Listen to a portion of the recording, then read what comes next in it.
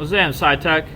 Alright, today we're going to talk about the components of plot, and we're also going to talk about mood. Now, in front of you, you should have a copy of Pandora's Box, you should have a plot diagram, and you should have a pen. Now, on your screen is a plot diagram. So, let's run through the parts of a plot diagram. And as they appear on the board, I want you to write them on your own copy. So, this is the exposition. Please write that on the plot diagram. The exposition is the introduction to the story.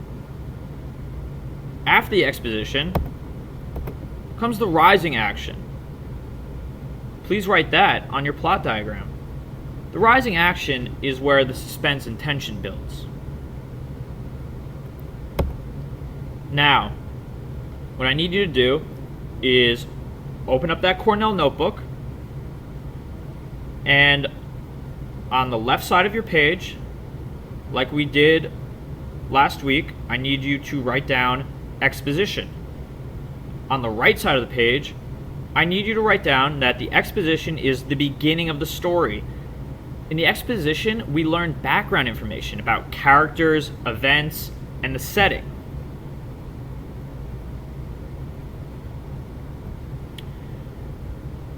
Then, underneath exposition, I need you to take this note on rising action. So on the left side, write rising action. On the right side, write the series of events that build up, creating tension and suspense. Really great job. Now I want you to put your eyes onto your copy of Pandora's Box. I want you to pick up your pen. I want you to put it on the first word of Pandora's Box where it says in ancient Greece. And I want you to read along with me. So in ancient Greece, there were two brothers named Epimetheus and Prometheus. They upset the gods and annoyed the most powerful of all gods, Zeus in particular. This was not the first time humans had upset Zeus, and once before, as punishment, he had taken from humans the ability to make fire. This meant they could no longer cook their meat and could not keep themselves warm. However, Prometheus was clever, and he knew that on the Isle of Lemnos lived Hephaestus, the blacksmith. He had a fire burning to keep his forge hot. Prometheus traveled to Lemnos and stole fire from the blacksmith. Zeus was furious. Please circle the word furious. And decided that humans had to be punished once and for all for their lack of respect. Zeus came up with a very cunning plan to punish the two brothers. With the help of Hephaestus, he created a woman from clay. The goddess Athena then breathed life into the clay. Aphrodite made her very beautiful, and Hermes taught her how to be both charming and deceitful. Please circle deceitful. Zeus called her Pandora and sent her as a gift to Epimetheus. Alright. So in the first two paragraphs that we just read together, we're introduced to the main characters, we're introduced to the setting, and we get background information on the conflict. So this means, based on the plot diagram that I had you fill out, that the first two paragraphs must be the exposition. We're told about Zeus, we're told about Pandora, Prometheus, and Epimetheus. We learn about the setting, and we learn about why Zeus is angry at humans. So that's characters, setting, and conflict. Alright, let's keep going. I need you to put your pen on the third paragraph of Pandora's Box, on the first word where it says his brother Prometheus. Read along with me.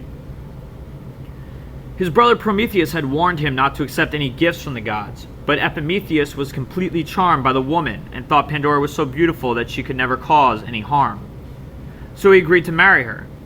Zeus, pleased that his trap was working, gave Pandora a wedding gift of a beautiful box. There was one very, very important condition, however, that she must never open the box. Pandora was very curious about the contents of the box, but she had promised that she would never open it. All she could think about was what could be in the box. She could not understand why someone would send her a box and she could not see what was in it. It seemed to make no sense at all to her, and she could think of nothing else but of opening the box and unlocking its secrets. Was just what Zeus had planned. Finally, Pandora could stand it no longer. When she knew Epimetheus was out of sight, she crept up to the box, took the huge key off the high shelf, fitted it carefully into the lock, and turned it. But at the last moment, she felt a pang of guilt. Imagined how angry her husband would be, and quickly locked the box again without opening the lid, and put the key back where she had found it.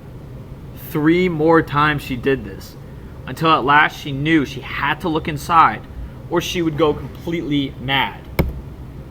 Alright, SciTech. So these 2 paragraphs, they're building tension and suspense. Pandora, she keeps running to the box, putting the key in, freaking out, not being able to do it. Oh my god, it's too much tension, it's too much suspense. So this has to be what part of the story? It's the rising action.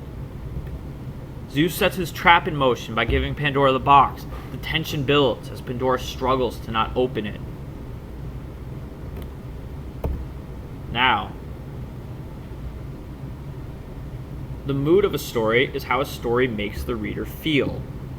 Take a second. Think about how this story made you feel. You can locate clues to the mood of the story by looking at the author's word choice. So again, in your Cornell notes, please write this down. On the left side, you should write mood. On the right side, please write down how the story makes the reader feel. Look at the author's word choice in order to determine mood. So here's a section from Pandora's box. You'll notice I highlighted some words in red for you. Furious, punished, punish, deceitful. You'll also notice I had you circle furious and deceitful. So I highlighted these words because these are mood words that evoke emotions in me. So let's talk about what the emotions are. Well, furious, that shows me that Zeus is extremely angry at humans. Punish and punished shows me that Zeus is going to do something to hurt humanity. And deceitful.